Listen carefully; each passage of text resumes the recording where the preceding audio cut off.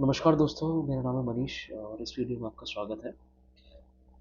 दोस्तों ये video pivot table के अराउंड है। इसमें काफ़ी लोगों को प्रॉब्लम आती है पिवट टेबल समझने में और क्रिएट करने में।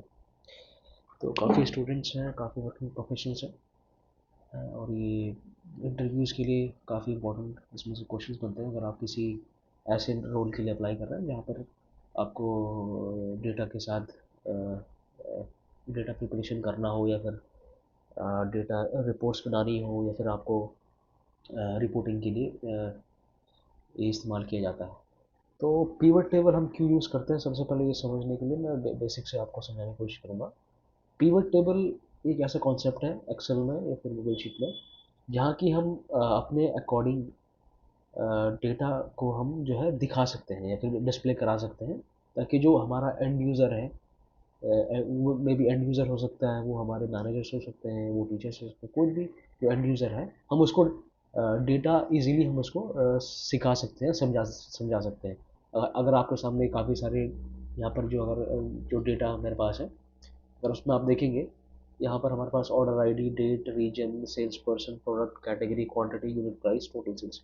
तो अगर किसी को ये समझाना है एक तरीके से, अगर किसी को अरेंज करके दिखाना है, तो ये काफ़ी क्लटर्ड है ये जो डेटा सेट है हमारे पास। अभी तो मैं केवल इसमें टेन टेन रोज हैं। अगर आपको कोई बोले कि मेरे को सिंपली अगर मेरे को जैसे इस डेटा में अगर आप मुझे बताना है कि अमित ने अमित ने कितने टोटल सेल्स किए हैं, या फिर अगर मैं मुझे जानना चाहूँ कि ईस्ट रीजन में हमारे कितने टोटल सेल्स हुई हैं, या फिर कितने टोटल सेल्स हुई हैं कैटेगरी के अकॉर्डिंग। तो अगर हम ये सब अगर हम हमको एक ही गो में हमको डिस्प्ले कराना है या किसी को बताना है, तो हम यूज़ करेंगे पिवट टेबल। तो आइए समझते हैं पिवट टेबल कैसे क्रिएट करेंगे। काफ़ी स्टेप्स, सिंपल स्टेप्स है, थोड़ा मुश्किल नहीं है। तो सबसे पहले जो फर्स्ट स्टेप है आपका, आपको इसको पूरा जो डेटा सेट है ये आपको सेलेक्ट करना होगा। तो आप डेटा सेट सेलेक्ट करेंगे और उसके बाद आपको इंसर्ट पे जाना है। ये ऊपर जो इंसर्ट टैब है, होम के नेक्स्ट राइट में, और यहाँ पर पिवट टेबल ये ऑप्शन है। अगर आप इस पर क्लिक करेंगे तो ये क्रिएट पिवट टेबल का यहाँ पर पॉपअप आ गया है।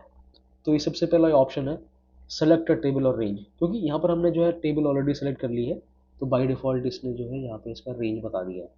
आप एक्सटर्नल डेटा सोर्स भी यूज़ कर सकते हैं, वो लेटर वो काफ़ी बात की बात है। अगर आपके पास बहुत ज़्यादा डेटा है, अगर आप कोई एक्सटर्नल सोर्स वो करना चाहते हैं, इसमें ऐड करना चाहते हैं या प्लग करना चाहते हैं, वो कर सकते हैं। और यहाँ पर ये है choose where you want to the pivot report to be placed. या आपको न्यू वर्कशीट चाहिए या फिर इसी में आपको एग्जिस्टिंग वर्कशीट में चाहिए, तो हम न्यू पे करेंगे, तो ये जो पिवट टेबल है वो नई शीट में हो जाएगी। हाँ, तो ये आपका जो है पिवट टेबल आ गया। अब मान के चलिए, अब मैं चाहता हूँ कि मेरे को, देखिए पिवट टेबल आ गया हमारे पास, ये फील्ड्स हैं, ये कॉलम है, और ये देखो ये फिल्टर्स हैं, कॉलम्स हैं, रोज एंड वैल्यूज हैं। अब हम जो है हमको जो है बार बार टेबल में जाने की ज़रूरत नहीं है। अगर मैं चाहता हूँ कि मैं चाहता हूँ कि किस रीजन में कितनी सेल्स हुई है, तो मैं रीजन को पिक करूँगा, यहाँ से ड्रैग एंड ड्रॉप करूँगा और रोज में मैं लिख दूंगा। और मुझे चाहिए किस रीजन में कितनी सेल हुई है, तो मैं टोटल सेल्स वाला फील्ड निकालूंगा और यहाँ पर वैल्यूज में ऐड कर दूंगा। तो अगर आप देखेंगे तो ऑटोमेटिकली ये आपको डिस्प्ले करा देगा।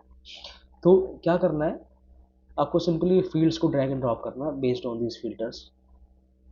तो मैं यहाँ पर मैंने क्या समझा कि ईस्ट रीजन में हमारे कितनी सेल्स हुई है, 40,000 है। नॉर्थ रीजन में कितनी सेल हुई है, 1,29,000। तो इस तरीके से आप यहाँ पर मेकआउट कर सकते हैं, और ग्रैंड टोटल टोटल कितनी सेल्स है, 3,80,000। तो ये काफ़ी आसान तरीका है आपको, मतलब इस जो ये डेटा सेट है, अभी तो ये 10 रोज है इसमें, लेकिन हो सकता है कि हमारे पास ऐसा भी डेटा सेट हो जिसमें लैक्स ऑफ रोज हो, कॉलम्स हो, तो वहाँ पर बहुत मुश्किल हो जाएगा। तो ये एक इसका यूज़ केस है कि हम टोटल रीजन की बेसिस पे हमने सेल निकाली। अब मैं चाहता हूँ कि अगर हम इसको रिमूव करना है, तो यहाँ पे राइट क्लिक करके इसको रिमूव कर सकते हैं, और वैल्यूज़ को यहाँ से इसको भी, इस फील्ड को भी राइट क्लिक करके रिमूव कर सकते हैं। रिमूव कर लिया। अब मैं चाहता हूँ कि हमारा जो सेल्स पर्सन है, वो सेल्स पर्सन कितनी सेल्स दे रहा है, तो उसको सेल्स पर्सन को यहाँ पर ट्रैक किया रोज में और टोटल सेल्स निकाल दिया, आप उसको यहाँ वैल्यू में ड्रॉप कर दिया। तो इस चार्ट से हमें ये पता चल रहा है, इस टेबल से हमें ये पता चल रहा है कि अमित जो सेल्स पर्सन है उसने टोटल 1,29,000 की सेल करी है, नेहा ने 1,17,000 की सेल करी है, प्रिया ने 1,94,000 की सेल करी है, और राहुल ने 40,000 की सेल करी है, और टोटल सेल 3,80,000 है। तो ये सिंपली आप ड्रैग एंड ड्रॉप कीजिए, आपको यहाँ पर जो है आसानी से आप ये कर सकते हैं। तो इस तरीके से आप ये कर सकते हैं। और मान के चलिए अगर आपको और इसमें वो फिल्टर करना है या ड्रिल डाउन करना है कि हमें ये बताओ कि सेल्स पर्सन ने कितनी सेल करी है, और कैटेगरी वाइज बताइए कि किस कैटेगरी में कितनी सेल हुई है। तो यहाँ पर मैं कैटेगरी को ड्रैग एंड ड्रॉप करके मैंने कॉलम्स में ऐड कर दिया। तो अब हम यहाँ इससे मेक आउट कर सकते हैं कि अमित ने इलेक्ट्रॉनिक्स में 1,20,000 की सेल दी है, और फर्नीचर में अमित ने 9,000 की सेल दी है, और टोटल 1,20,000 की सेल दी है। तो सिमिलरली नेहा ने इलेक्ट्रॉनिक्स में 1,10,000 की सेल दी है, और नेहा ने फर्नीचर में 7,000 की सेल दी है, टोटल 1,17,000 की सेल दी है। तो इस तरीके से हम जो है पिवट टेबल से आसानी से ये डेटा मेक आउट कर सकते हैं, और ये सिंपली तरीका है। आप इसमें काफ़ी सारे आपको जो भी आपके रिक्वायरमेंट है, आप बेस्ड ऑन द फिल्टर्स और बेस्ड ऑन द कॉलम्स आप यहाँ पर उसको ड्रैग एंड ड्रॉप कीजिए, आपको अकॉर्डिंगली डेटा आपके सामने दिख जाएगा, डिस्प्ले हो जाएगा।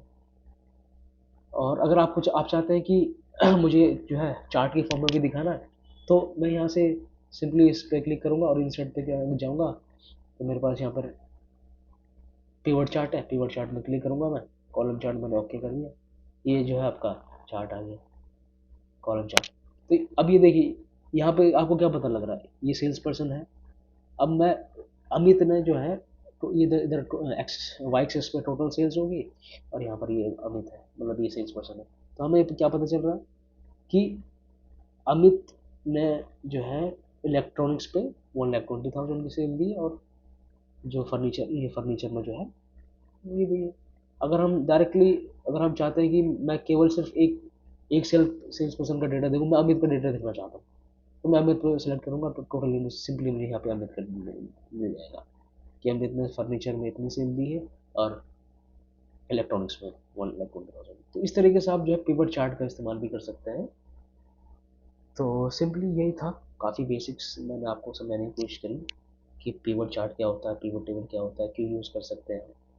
तो तो ये वीडियो यहीं तक था। अगर आपको वीडियो पसंद आया है, समझ में आया थोड़ा बहुत भी, तो बिल्कुल आप वीडियो को लाइक कर सकते हैं, कमेंट कर सकते हैं, शेयर कर सकते हैं। Thank you.